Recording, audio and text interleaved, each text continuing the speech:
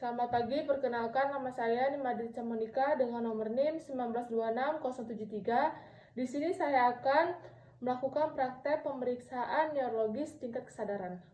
Pemeriksaan neurologis tingkat kesadaran. Nah, pada pemeriksaan ini yaitu ada dua. Yang pertama yaitu pemeriksaan tingkat kesadaran kualitatif dan pemeriksaan tingkat kesadaran kuantitatif. Nah, pada pemeriksaan tingkat kesadaran kualitatif yaitu ada 4. Yang pertama yaitu kompromentis atau kesadaran penuh, lalu ada somnolen, lalu ada sopor, ringan koma dan koma. Lalu yang kedua yaitu tingkat kesadaran kuantitatif. Nah, pada tingkat kesadaran kuantitatif ini itu dinilai dari angka atau dari GCS. Nah, pada poin-poin yang dinilai dari GCS ini yaitu yang pertama yaitu dari respon bicara, dari pembuka mata, dan dari respon motorik. Nah, biasanya dikenal dengan istilah yang itu E. E itu adalah pasien membuka mata. Lalu yang kedua yaitu ada F atau febralnya. Lalu yang ketiga yaitu M atau respon motoriknya. Nah, jika respon pasien membuka mata itu dapat nilai 4 dan tutup panda. Nah, jika pada E atau membuka mata itu pada poin nilai 4 yaitu jika pasien spontan membuka mata. Lalu pada poin 3 yaitu jika pasien dipanggil-panggil lalu membuka mata. Dan untuk nilai 2 itu jika pasien merasakan rasa nyeri. Lalu yang terakhir nilai 1 itu jika pasien tidak ada respon sama sekali. Lalu yang kedua yaitu ada F. F itu yaitu febral. Nah, pasien jika mendapat nilai 5 yaitu apabila orientasi pasien itu bagus, itu dapat mendapat nilai 5. Lalu apabila pasien diorientasi itu mendapat poin 4. Lalu apabila pasien itu hanya dapat dengan mengucapkan kata-kata saja itu mendapatkan nilai 3. Dan jika pasien tidak ada respon sama sekali itu pasien tersebut mendapat poin 1. Lalu selanjutnya yaitu ada M. M itu motorik. Nah, pada respon motorik ini jika pasien mengikuti perintah itu akan mendapatkan poin ke-6. Lalu selanjutnya jika pasien hanya bisa melokasikan nyeri saja itu dapat poin 5. Lalu jika pasien reaksi mijar itu dapat poin 4. Dan jika reaksi pasien itu abnormal itu dapat poin 3. Dan jika reaksi pasien itu sesi abnormal itu dapat poin 2. Dan yang terakhir apabila pasien tersebut tidak ada respon sama sekali, pasien tersebut mendapatkan poin 1.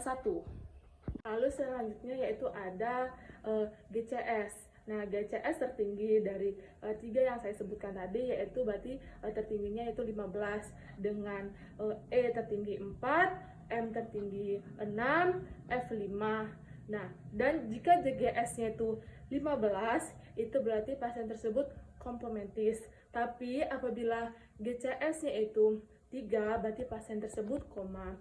Lalu selanjutnya jika pasien disapa dia langsung terdapat respon itu berarti pasien tersebut kompromentis.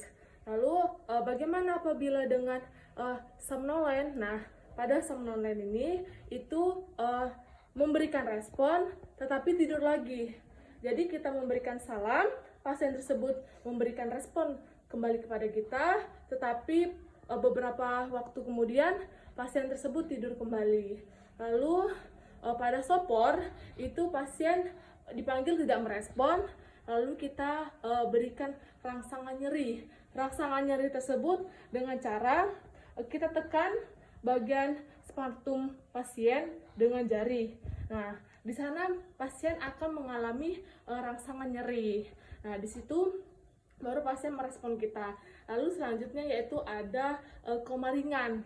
Nah, pada koma ringan ini pasien respon tidak bisa membuka mata, tidak dengan ada respon yang nyeri, tetapi pasien ini masih merespon dengan adanya cahaya. Lalu selanjutnya pada pasien koma. Nah, pada koma ini pasien memang tidak bisa merespon apapun. Nah, seperti itu. Lalu selanjutnya yaitu tingkat kesadaran kuantitatif, yaitu dengan menilai dengan angka. Nah, itu contohnya yang pertama, apabila kita menyapa pasien, lalu pasien mendapatkan respon balik kepada kita dengan cepat, itu berarti pasien tersebut mendapatkan nilai 4. Lalu jika pasien itu kita panggil terlebih dahulu seperti Pak, maaf Pak, permisi. Nah, seperti itu baru dia merespon, itu berarti kesadarannya atau tingkat kesadarannya itu mendapat poin 3.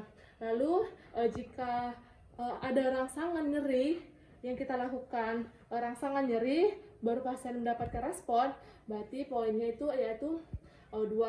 Dan jika kita sudah panggil, kita sudah ada rangsangan tetapi tidak ada respon, nah berarti pasien tersebut mendapat nilai 1. Lalu yang selanjutnya yaitu ada verbal. Nah, pada verbal ini pada poin yang kelima yaitu orientasi pasien tersebut bagus.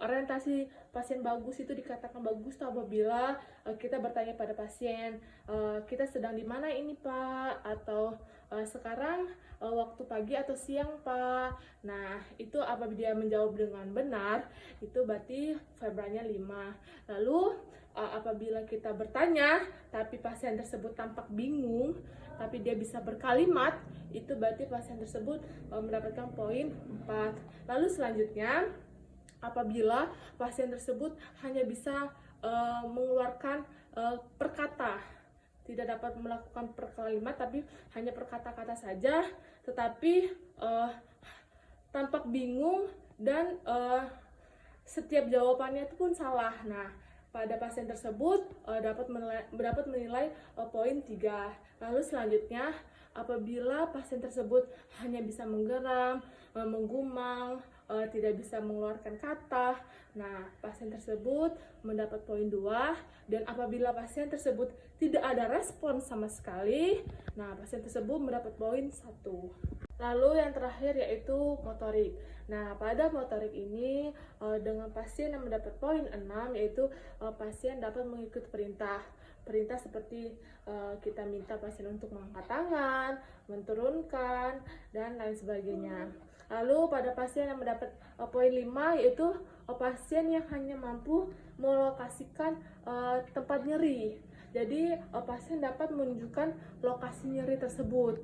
Nah, itu mendapat poin 5. Lalu selanjutnya yaitu pasien yang dapat menghindar dari rangsang. Jadi apabila kita berikan rangsangan pada pasien, lalu pasien menghindari dari rangsangan tersebut, nah pasien tersebut mendapatkan nilai 4. Lalu selanjutnya yaitu versi abnormal.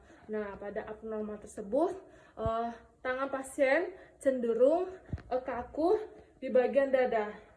Nah, lalu selanjutnya yaitu apabila pasien tangannya hanya bisa kaku di bagian samping, tidak ada gerakan yang lain, kaku di bagian samping, itu mendapatkan poin 2. Tetapi apabila pasien tersebut tidak ada respon sama sekali, pasien tersebut mendapatkan nilai 1. Sekian contoh praktek pemeriksaan neurologis tingkat kesadaran. Saya Nimaditisa Monika. Apabila ada salah kata, saya mohon maaf. Dan kepada Tuhan saya mohon ampun. Saya ucapkan terima kasih dan selamat pagi.